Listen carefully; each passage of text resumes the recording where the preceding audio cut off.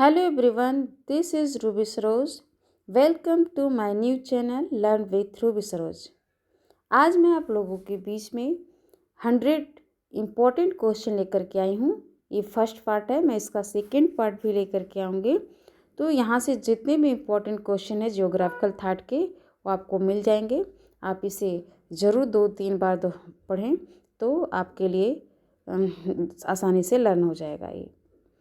तो ये भौगोलिक चिंतन का जो फर्स्ट क्वेश्चन है, मैं केवल क्वेश्चन और आंसर पढ़ूंगी ताकि समय आप बचत हो। तो मानव भूगोल शाखा है किसकी? तो क्रमबद्ध भूगोल की शाखा है। कौन सी भूगोल की शाखा भौतिक भूगोल की शाखा है? तो भू आकृतिक विज्ञान भौतिक भूगोल की शाखा है। कौन सा एक मानव भूगोल का उपागम नहीं है? तो मात्रात्मक क्रांति मानव भूगोल का उपागम नहीं है। कौन मानव भूगोल का मौलिक सिद्धांत नहीं है? तो नौ माल्थस सिद्धांत मानव भूगोल का मौलिक सिद्धांत नहीं है। पृथ्वी एकता का सिद्धांत का मूल सिद्धांत क्या है? तो भौगोलिक विकास। संपूर्ण पृथ्वी एक इकाई है जिसके विभिन्न भाग एक दूसरे से अंतर संबंधित है। यह तथ्य किस विचारधारा को प्रकट करता है? तो पृथ्वी एकता के सिद्धांत को प्रकट करता है।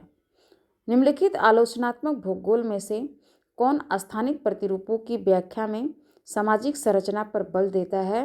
आचरण परक भूगोल। आचरण परक जो भूगोल है वो आलोचनात्मक भूगोल में स्थानिक प्रतिरूपों की व्याख्या में सामाजिक संरचना पर बल देता है। भारतीय उपमहाद्वीप किस प्राणी भौगोलिक प्रदेश में आता है? तो ओरिएंटल भारतीय उपमहाद्वीप जो है कि प्राणी भौगोलिक प्रदेश में आता है। क्षेत्रीय विभेदन की अवधारणा को क्षेत्रीय अध्ययन भी कहा जाता है। क्षेत्रीय विभेदन की संकल्पना को भू विस्तार भी कहा जाता है। क्षेत्रीय नवाचार प्रसरण मॉडल के प्रणेता ट्री हैंगर स्टैंड हैं। क्षेत्रीय नवाचार प्रसरण मॉडल के प्रणेता टी हैंगर स्टैंड हैं। कौन भूगोल का प्रमुख चिंतन फलक या पैराडाइम कभी नहीं था? तो औपनिवेशीकरण एवं नगरीकरण। औपनिवेशीकरण नगरीकरण भूगोल का प्रमुख चिंतन फलक या पैराडाइम कभी नहीं था। कौन भूगोल के चिंतन फलक या पैराडाइम के सही अनुक्रम को व्यक्त करता है? तो भूतल, भूदृश्य, भूविन्यास, भूतंत्र। भूतल, भूदृश्य, भूविन्यास, भूतंत्र है जो है चिंतन फलक को सही व्यक्त करता है। भूगोल में अंधेरा युग की अवधि क्या है? 3री शताब्दी से 12वीं शताब्दी को अंधेर युग की अवधि कहा जाता है। हेरोडोट्स निवासी था यूनान का। जो हेरोडोट्स था वो यूनान का निवासी था। और किस भूगोलवेत्ता ने प्रस्तावित किया कि सभी इतिहास को भौगोलिक रूप में तथा सभी भूगोल को ऐतिहासिक रूप में अध्ययन किया जाना चाहिए? तो हेरोडोट्स को। इतिहास का अध्ययन भूगोल के परिप्रेक्ष्य में और भूगोल का अध्ययन इतिहास के संदर्भ में करना चाहिए, ये कथन हेरोडोट्स का है। किसे भूगोल का जनक कहा जाता है? तो इरेटास्थनीज को। वह भूगोल का पिता कहा जाता है क्योंकि उन्होंने सर्वप्रथम ज्योग्राफी शब्द का प्रयोग किया था। तो इरेटास्थनीज। निम्नलिखित में से कौन एक यूनानी नियतवादी पर्यावरणविद थे? तो हिप्पोक्रेटस यूनानी नियतवादी पर्यावरणविद थे। निश्चयवाद की अवधारणा का श्रेय दिया जाता है हिप्पोक्रेटस को। कौन सा अरब भूगोलवेत्ता भ्रमणकारी खोजकर्ता के रूप में ज़्यादातर जाना जाता है? तो इब्न बतूता ये भ्रमणकारी खोजकर्ता के रूप में ज़्यादा जाना जाता है। अरब विद्वानों में से किसे सर्वाधिक भ्रमणकारी खोजकर्ता के रूप में जाना गया? तो इब्न बतूता को। ज्योग्राफिकल ट्रीटीज की संकल्पना सर्वप्रथम किसने प्रतिपादित किया था? तो स्ट्रैबो ने ज्योग्राफिकल ट्रीटीज की संकल्पना को प्रतिपादित किया था। कूट की सहायता से उत्तर दें कि टालमी का मत था कि प्रमुख यामोत्तर बरमूडा द्वीप से होकर गुजरती है। टालमी का विश्वास था कि अगस्त्या अम्बा सिलोन विश्व की दक्षिणी सीमा बनाता है। तो कह रहे कि न तो एक सही है ना तो 2 सही है। निम्नलिखित में से किस जर्मन भूगोलवेत्ता ने भौतिक भूगोल के क्षेत्र में योगदान किया था? तो ऑस्कर पेशेल। ऑस्कर पेशेल ने जर्मन भूगोलवेत्ता ने भौतिक भूगोल के क्षेत्र में योगदान किया। वातावरण नियतवाद की विचारधारा का जन्म किस देश में हुआ था? तो जर्मनी। भूगोल दैत्यवाद से ग्रसित था यह पुनर्जागरण काल में। भूगोल में दैत्यवाद की अवधारणा का सर्वप्रथम जन्मदाता वारेनियस थे। सामान्य भूगोल व विशिष्ट भूगोल में सर्वप्रथम अंतर स्पष्ट किया था वारेनियस ने। भूगोल की प्रकृति में दैत्यवाद किसमें है? तो प्रादेशिक व क्रमबद्ध भूगोल में है। कौन भूगोल में दैत्यवाद का घोतक नहीं है? तो चिरसम्मत काल व क्रांतिकारी भूगोल में दैत्यवाद का घोतक नहीं है। भूगोलवेत्ताओं में से किसने समुद्र विज्ञान में उल्लेखनीय योगदान दिया है? तो जी स्कॉट ने। किसने समुद्र विज्ञान में उल्लेखनीय योगदान दिया है? तो जी स्कॉट ने। जर्मन भूगोलवेत्ताओं में से किसने सामुद्रिक विज्ञान के क्षेत्र में पर्याप्त योगदान दिया है? तो जेरहार्ड स्कॉट ने ये जो है कि समुद्री विज्ञान के क्षेत्र में पर्याप्त योगदान दिया था। किसने? तो जेरहार्ड स्कॉट ने। किस विचारधारा के अंतर्गत समानतः मानव को एक निष्क्रिय कारक समझा गया है जो पर्यावरणीय कारकों से प्रभावित होता है? तो ये नियतवाद है। मानवीय क्रियाएं अनुकूलित है और कभी कभी जीव भौतिकी वातावरण से निर्धारित होती हैं। यह सिद्धांत नियतवादी के है। निम्न में से कौन नियतवादी विचारधारा का समर्थक नहीं था? तो ये ब्लास नहीं था। निम्नलिखित विद्वानों में से कौन निश्चयवाद का समर्थक नहीं था? तो यल फैब्रे निश्चयवाद का समर्थक नहीं था। भूगोल में अपवादवाद के जनक कहे जाते हैं ई कांट। ये अपवादवाद के जनक कहे जाते हैं। यह किसका कथन है कि मुझे पदार्थ दो और मैं इससे पूरी दुनिया का निर्माण कर दूंगा? इमैनुअल कांट का। किसने विज्ञानों के वर्गीकरण में भूगोल के स्थान का निर्धारण किया है? तो इमैनुअल कांट ने। विज्ञानों के वर्गीकरण में भूगोल के स्थान का निर्धारण किया है इमैनुअल कांट के। कौन एक कुर्सी पर बैठने वाला दार्शनिक भूगोलवेत्ता था? तो कुर्सी पे बैठने वाला दार्शनिक भूगोलवेत्ता इमैनुअल कांट है। किसे आधुनिक भूगोल का संस्थापक कहा जाता है? तो वो अलेक्जेंडर वान हम्बोल्ट को। आधुनिक भूगोल का संस्थापक किसे कहा जाता है? अलेक्जेंडर वान हम्बोल्ट को। हम्बोल्ट ने अपने भौगोलिक अध्ययनों में किसको वरीयता प्रदान की है? तो क्रमबद्ध भूगोल को। क्रमबद्ध भूगोल को भौगोलिक अध्ययनों में वरीयता प्रदान की गई है। निम्नलिखित में से किसके ज्ञान को 3 वैज्ञानिक प्रकारों व्यवस्थित विज्ञान, ऐतिहासिक विज्ञान तथा भूविज्ञान में विभाजित किया है? तो हम्बोल्ट ने। निम्नलिखित अध्ययन विधियों में कौन सी विधि कार्ल रिटर को मान्य नहीं था? तो आगमनात्मक। किसने कहा कि पृथ्वी से उसके नियमों के विषय में उसी से पूछी जानी चाहिए? तो पृथ्वी से उसके नियमों के विषय में उसी से पूछी जानी चाहिए कथन रीटर का है। भूगोल में प्रतिमान विस्थापन शब्दावली का प्रयोग किसने किया था? तो कार्ल रिटर ने। प्रतिमान विस्थापन शब्दावली का प्रयोग कार्ल रिटर ने किया था।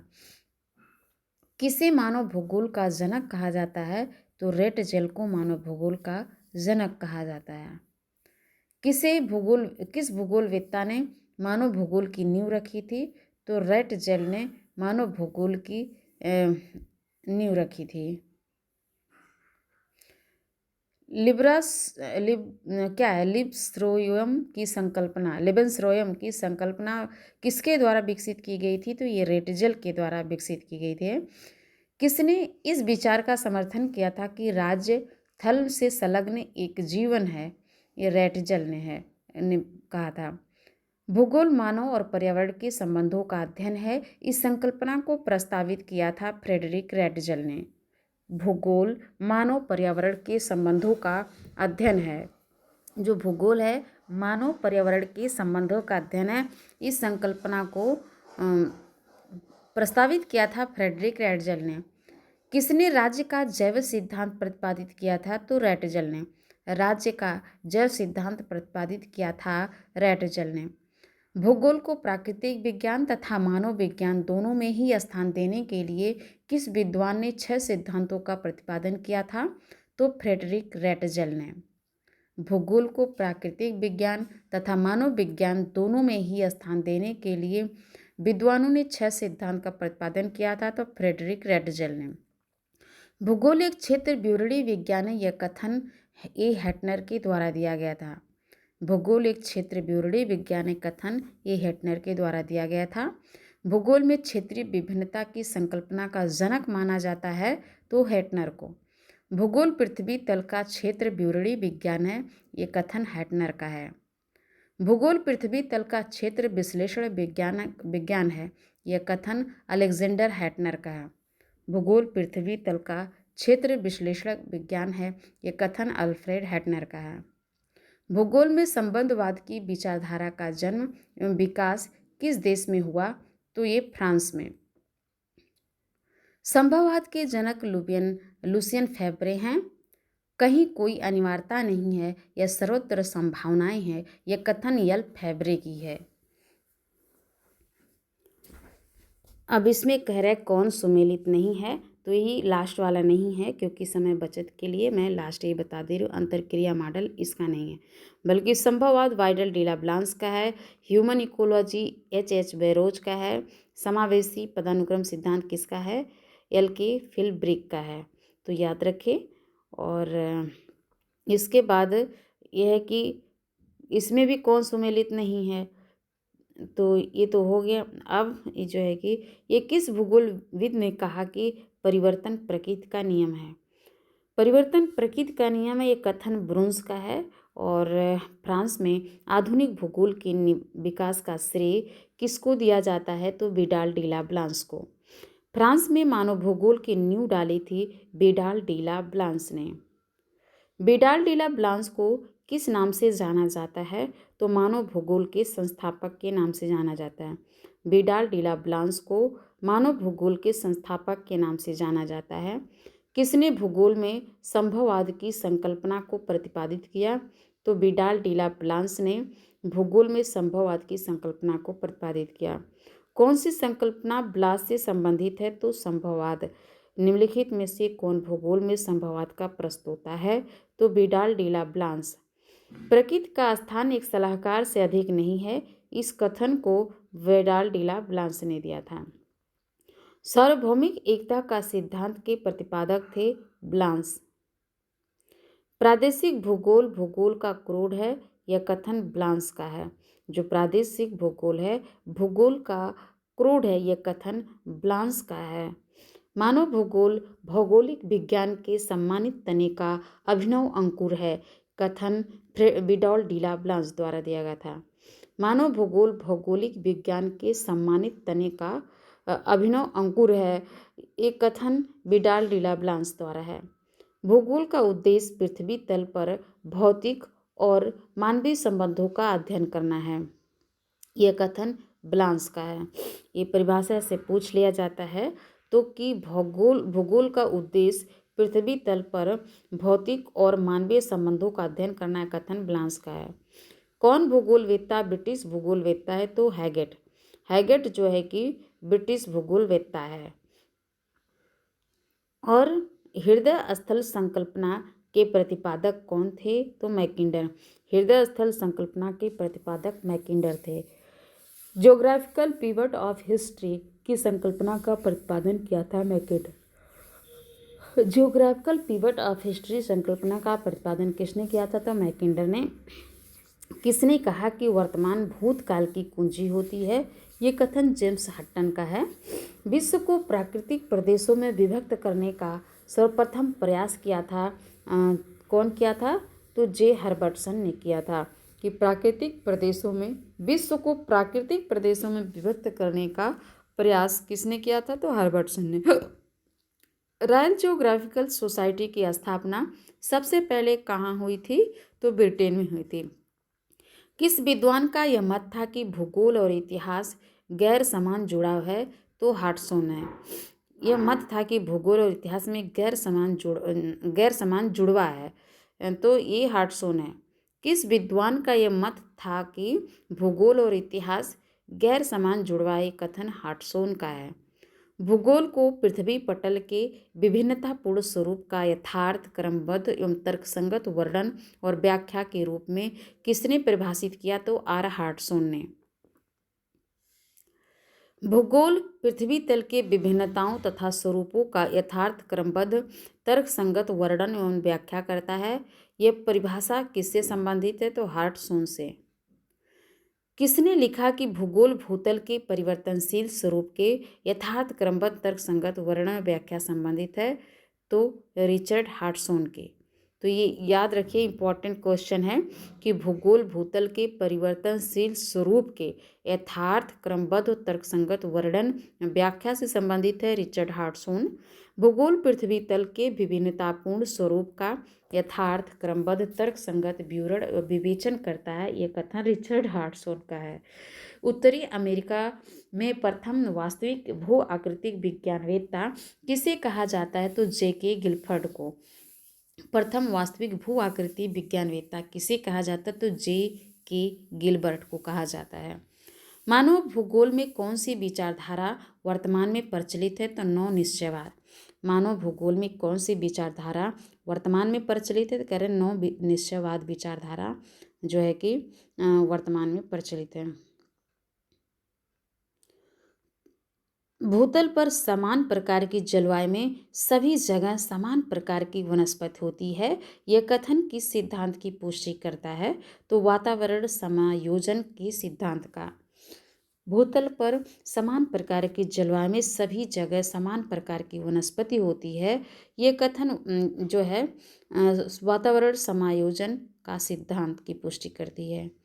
विश्व सामरिक परिदृश्य से संबंधित उपांत क्षेत्र संकल्पना किसके द्वारा प्रतिपादित की गई थी? तो स्पाइकमैन।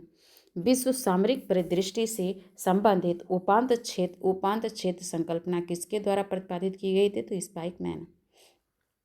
निम्न में से किस भूगोलवेत्ता ने सर्वप्रथम व्यवहारिक संभववाद शब्द का प्रयोग किया था? तो जी टैथम ने।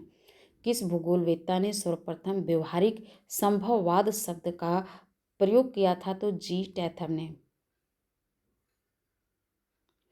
वातावरण निश्चयवाद की पुष्टि में किसने लिखा कि मनुष्य पृथ्वी तल की उपज है? मनुष्य पृथ्वी तल की उपज एक कथन सैंपुल का है। किसने किया? तो मनुष्य पृथ्वी तल की उपज है सैंपुल ने। निम्नलिखित में से किस भूगोलवेत्ता ने कहा कि मानव पृथ्वी की उपज है? तो ये कथन सैंपुल का है। किस भूगोलवेत्ता ने कहा कि मानव पृथ्वी की उपज है? तो ये कथन सैंपुल का है। किस विद्वान ने जलवायु का ही मानव संस्कृति का कारक और घोतक बतलाया है? तो हंटिंगटन ने। कौन निश्चयवाद का प्रबल समर्थक था? तो एल्सवर्थ हंटिंगटन निश्चयवाद का प्रबल समर्थक था। ग्रिफिथ टेलर का संबंध है नव निश्चयवाद। तो इस तरीके से आपने 100 क्वेश्चन का अध्ययन किया। इसे 2-3 बार लगातार पढ़ेंगे तो याद हो जाएंगे। जितने भी इम्पोर्टेंट ज्योग्राफिकल थॉट के हैं यहाँ पे मैं 100 क्वेश्चन आपके बीच रखी हूँ। मैं पुनः दूसरे पार्ट में 100 क्वेश्चन से ज़्यादा लेकर के आऊँगी। फिर इसके बाद आपको ज़्यादा क्वेश्चन यहाँ से मिल जाएंगे। धन्यवाद।